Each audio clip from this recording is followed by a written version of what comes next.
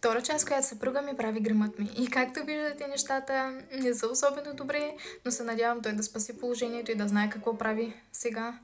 Но продължаваме с следващия продукт. Какво трябва да сложи сега? Добре. Знаеш ли това за какво се използва? Но принципно аз не трябва да му помагам, така че... Коректора. Така че нищо не съм му казвала какво да прави. Нали гледаш видеята ми? Гледам? Как не мога да гледам? Гледаш ги? Аз така слагам. Не мога да забравя. Това... Има ли разлика как сложа?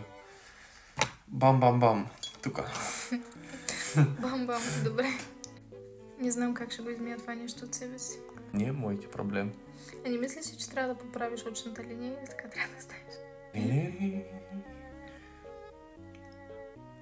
Тин, тин, тин. Тин, тин.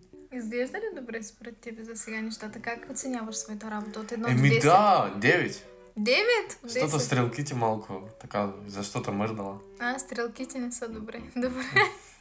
Стрелките само не се получиха. Ама мърдаш! Какво да направя? Няма да мърдам. Продължаваме.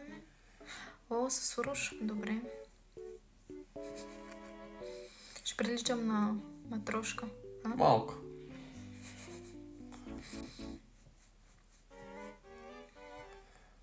Красиво ли? Да, добре. Не виждам. Не виждаш? Така ще се обърна, добре. Ти като Пикасо, направо като някой... Изкуство правя. Какво е това? Изкуство!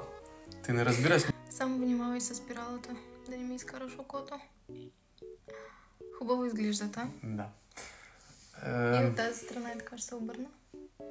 С десната ръка ще правя. Ще затворя малко камера, няма страшно. Добре. Ето така се вижда. Тук малко. Но не мърдай. Не мърдам. Добре. Сложи ли? Да, много добре се вижда. Като цяло, това е финалният резултат. Надявам се видеото да ви е харесало. А ти какво ще кажеш, Харесва ти на тебе? Добре. Колко малко стрелгите не стана, ама ти мърдаш много, Да. Това? Иначе, от 1 до 10, ако трябва да оценя работата, ти бих и дала -2. -2? -2. Добре, айде, обличай се, отиваме на разходка. Вставай! Не, така не съм много